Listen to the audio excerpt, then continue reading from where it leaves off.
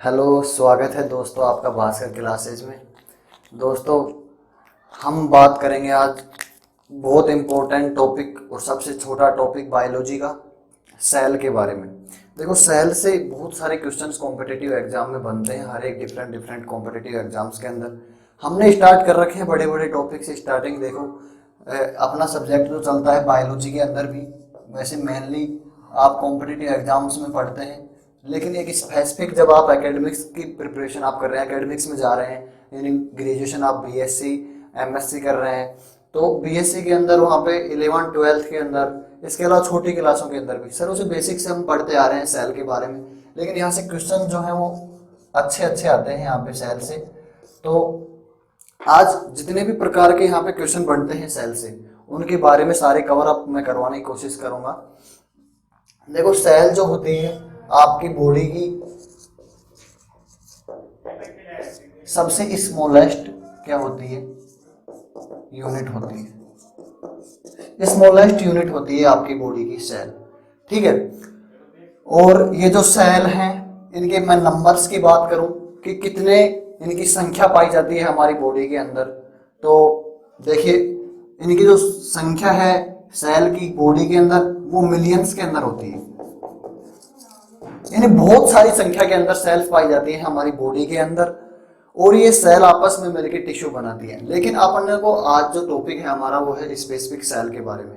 इससे जो इम्पोर्टेंट जो क्वेश्चंस हैं, इनके जो पार्ट हैं सेल के अंदर क्या क्या पाया जाता है, हर एक पार्ट को अपन डिस्कस करेंगे। जहां जहां से क्वेश्चन बनते हैं सेल के अंदर उनको डिस्कस करेंगे। देखो, सबसे पहले मैं आपको यहाँ पे एक डायग्राम के माध्यम से मैं आपको बता देता हूँ कि कौन कौन से सेल ऑर्गेनिज्म होते हैं, ऑर्गेनिल्स होते हैं, सॉरी। तो कौन कौन से सेल ऑर्गेनिल्स होते हैं जनरली, इसके बारे में अपन डिस्कस करेंगे। देखो, सबसे बाहर जो आपको ये लेयर दिख रही है, ये क्या है, सेल मेम्ब्रेन। सबसे बाहर जो आपको ये लेयर दिख रही है इसको बोलते हैं सेल मेम्ब्रेन, यानी सेल मतलब कोशिका और मेम्ब्रेन यानी झिल्ली, यानी कोशिका झिल्ली, ठीक है। इसको क्या बोलते हैं, सेल मेम्ब्रेन। अगर क्वेश्चन आता है कि सेल मेम्ब्रेन बनी किससे होती है, तो ये बनी होती है फॉस्फोलिपिड से। फॉस्फोलिपिड यानी इसमें लिपिड और ये दोनों कंपोजिशन है यहाँ पे, फॉस्फोलिपिड की बनी होती है, ठीक है। फिर अपन जस्ट मिड में आपको दिख रहा है यहाँ पे न्यूक्लियस। न्यूक्लियस आपको दिख रहा है सबसे मिड के अंदर, सबसे लार्जेस्ट सेल ऑर्गेनिल होता है कौन, न्यूक्लियस, ठीक है। ये आपको यहाँ पे दिख रहा है माइटोकॉन्ड्रिया, माइटोकॉन्ड्रिया, ठीक है। यहाँ पे जस्ट आपको दिखेगा जस्ट लाइक ऐसे, ये आपको जैसे कि ER हो गई, एंडोप्लाज्मिक रेटिकुलम, इसको शॉर्टकट में ER भी बोलते हैं। ER मतलब एंडोप्लाज्मिक, R से रेटिकुलम, एंडोप्लाज्मिक रेटिकुलम भी बोलते हैं।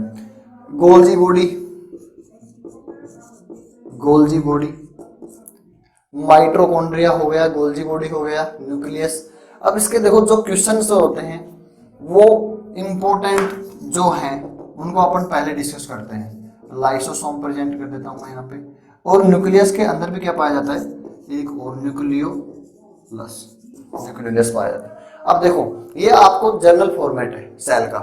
क्वेश्चन जो आपके बनते हैं वहां अपन डायरेक्ट बात करते हैं। सबसे पहले अपन लेते हैं माइटोकॉन्ड्रिया, माइटोकॉन्ड्रिया, जहां से बिल्कुल सिंपल सबने सुना होगा कि जो माइटोकॉन्ड्रिया है ये सेल में क्या प्रेजेंट होता है। और इसके फंक्शन की मैं बात करूं तो फंक्शन क्या होता है इसका, ये पावर हाउस भी कहते हैं इसको। और पावर हाउस किस लिए कहते हैं, क्योंकि ये एटीपी प्रोवाइड करवाता है, एटीपी बनाता है, ठीक है।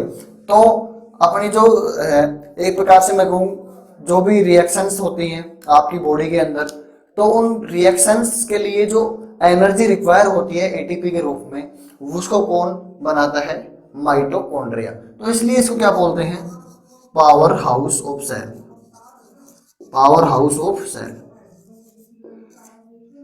क्वेश्चन इजी है और बनता भी बहुत बार बहुत सारे कॉम्पिटिटिव एग्जाम में बिल्कुल सिंपल क्वेश्चन है। माइटोकॉन्ड्रिया को क्या बोलते हैं? Power house of cell. Reason क्यों कहते हैं ये मैंने बता दिया आपको। देखो नेक्स्ट जो सेल ऑर्गेनिल है वो है आपका चलो सेल मेम्ब्रेन हो गया वहां पे। अब अपन बात करते हैं एंडोप्लाज्मिक रेटिकुलम की। एंडोप्लाज्मिक रेटिकुलम, देखो जो कॉम्पिटिटिव एग्जाम जो सिंपली होते हैं उनके अंदर यहाँ से क्वेश्चन बहुत कम बनता है, लेकिन यदि आपसे पूछे कि एंडोप्लाज्मिक रेटिकुलम के बारे में बताओ तो आपको बताना है कि ये देखो दो प्रकार की होती है, एक तो रफ, एक होती है स्मूथ। ठीक है, यानी एक तो खुरदरी होगी और एक क्या होगी? बिल्कुल चिकनी। यानी खुरदरी ये उसको बोलते हैं रफ और स्मूथ यानी बिल्कुल चिकनी सब। तो ये दो प्रकार की यहाँ पे पाई जाती है एंडोप्लाज्मिक रेटिकुलम एक सेल के अंदर। देखो फिर अपन बात करते हैं न्यूक्लियस की। साइटोप्लाज्म यहाँ पे मैंने मेंशन किया नहीं है, इधर क्या होता है आपका? साइटोप्लाज्म। साइटोप्लाज्म ठीक है, साइटोप्लाज्म भरा हुआ होता है, इसके अंदर भी बहुत सारे ये जो आपके सेल ऑर्गेनल ये प्रेजेंट ऐसे बिखरे हुए होते हैं। ठीक है, अब अपन बात करते हैं राइबोसोम की। राइबोसोम्स, तो राइबोसोम से क्वेश्चन बहुत आता है क्योंकि इसका एक पर्टिकुलर फंक्शन है और मेन फंक्शन भी है, ये प्रोटीन सिंथेसिस करवाता है। ठीक है, क्या करवाता है ये? प्रोटीन का synthesis. Protein synthesis, protein synthesis काम करवाने का प्रोटीन सिंथेसिस करवाने का काम है किसका? राइबोसोम्स का। तो राइबोसोम को क्या करते हैं? क्या कहते हैं? प्रोटीन फैक्ट्री भी कहते हैं। It is also known as protein factory. यदि क्वेश्चन आपसे आ जाए कि सेल का वह ऑर्गेनिज्म, या सॉरी ऑर्गेनिज्म बोल रहा हूं, ऑर्गेनिल, सेल का उस ऑर्गेनिल का नाम बताइए जो प्रोटीन सिंथेसिस करता है, तो आप बताओगे राइबोसोम। यदि क्वेश्चन आ जाएगी ये एक सेल का एक ऐसा ऑर्गन या ऐसा पार्ट जो प्रोटीन फैक्ट्री के नाम से भी जाना जाता है, तो आपका आंसर होना चाहिए राइबोसोम। ठीक है, तो यहां से इंपॉर्टेंट क्वेश्चन है। इसके अलावा नेक्स्ट चलते हैं गोल्जी बॉडी। गोल्जी काय, गोल्जी बॉडी। देखो गोल्जी बॉडी का काम क्या करता है?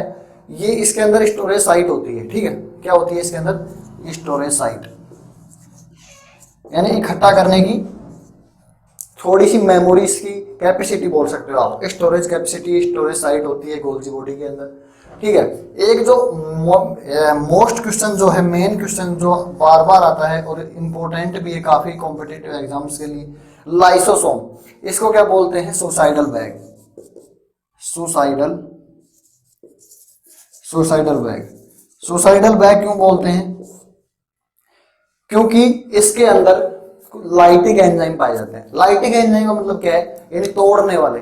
यानी मैं कहूं क्वेश्चन यदि आए कि सुसाइडल बैग के नाम से कौन जाना जाता है सेल के अंदर, तो क्या बताओगे आप? लाइसोसोम। या लाइसोसोम पूछ ले, कैसे भी क्वेश्चन आ रहे तो यहाँ पे आपको आंसर दे दोगे।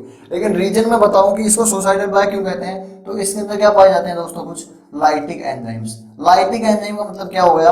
यानी तोड़ने वाले एंजाइम। क्या किसको तोड़ेंगे? कुछ डाइजेशन से संबंधित। ठीक है, यानी इसके अंदर जो एंजाइम सीक्रेट होते हैं वो क्या करते हैं? उसी एरिया को करने का काम करते हैं, नष्ट करने का काम करते हैं, डाइजेशन वगैरह। ठीक है, तो इसलिए इसको क्या बोलते हैं? Suicidal bag. ये आपको ध्यान में रखना है। नेक्स्ट जो है अपना न्यूक्लियस। तो न्यूक्लियस के बारे में मैंने बताया कि क्या है? सबसे लार्जेस्ट ऑर्गन है न्यूक्लियस। न्यूक्लियस क्या है आपका? सबसे लार्जेस्ट ऑर्गन है सेल का। तो न्यूक्लियस के अंदर भी क्या अलग एक और स्ट्रक्चर पाई जाती है, उसको क्या बोलते हैं? न्यूक्लियोलस। न्यूक्लियोलस भी उसको बोलते हैं, इसके अंदर पाया जाता है न्यूक्लियस के अंदर। ठीक है, बाहर आपका ये साइटोप्लाज्म है। साइटोप्लाज्म क्या होता है? एक फ्लूइड भरा हुआ होता है सेल के अंदर और उसके अंदर ये बिखरी हुई अवस्था में पाए जाते हैं सारे ऑर्गन्स। ठीक है, इसलिए इसको क्या बोलते हैं? साइटोप्लाज्म मतलब fluid, fluid of the cell. Cyto का मतलब हो गया सेल, साइटो मीन्स सेल और प्लाज्म मीन्स फ्लूइड, यानी सेल का जो फ्लूइड है ना उसको क्या बोलते हैं? साइटोप्लाज्म। तो इस प्रकार से ये क्या थे अपने सेल ऑर्गन्स हैं। Mitochondria, power house of cell, endoplasmic reticulum rough और स्मूथ, दो ध्यान रखनी है। राइबोसोम प्रोटीन सिंथेसिस करवाता है, प्रोटीन फैक्ट्री।